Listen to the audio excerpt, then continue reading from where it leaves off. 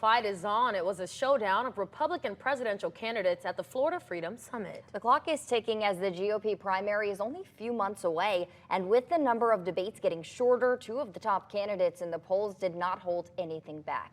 Governor Ron DeSantis and former President Donald Trump were at the event, ready to leave everything they had on the stage.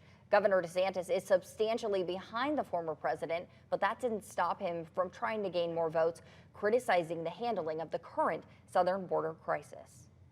We will also finally restore the sovereignty of our country.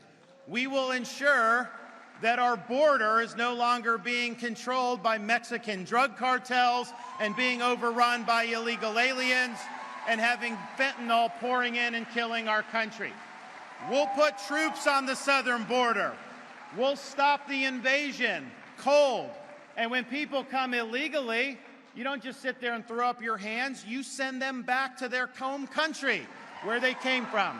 We are going to hold the Mexican drug cartels accountable for what they are doing to our society. We're going to authorize the use of deadly military force because they are killing people all across this country by the tens of thousands, and it is wrong. And the people in D.C. don't give a damn about it. But I care. I'm standing up. We're going to end the problem of the drug cartels once and for all. It was a very passionate speech from the governor, one that highlighted ways into fixing the border, yet he was not the only one who wasn't scared to voice their opinion last night. Former President Donald Trump also took the stage, immediately going after President Joe Biden and his, quote, banana republic.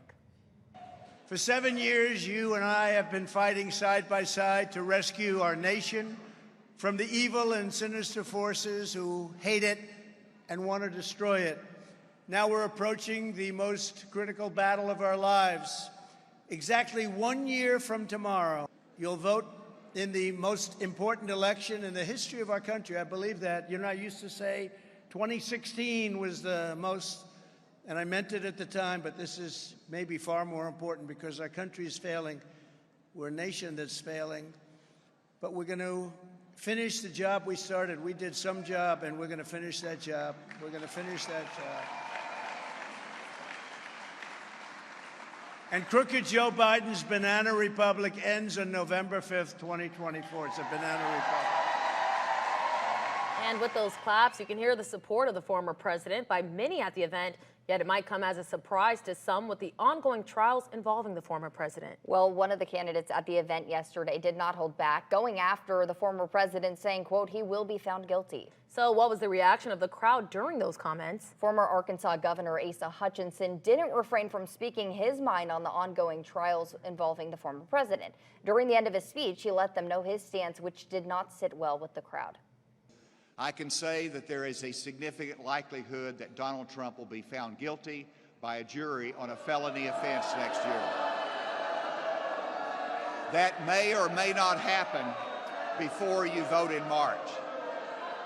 And it might not make any difference to you, but it will make a difference for our chances to attract independent voters in November.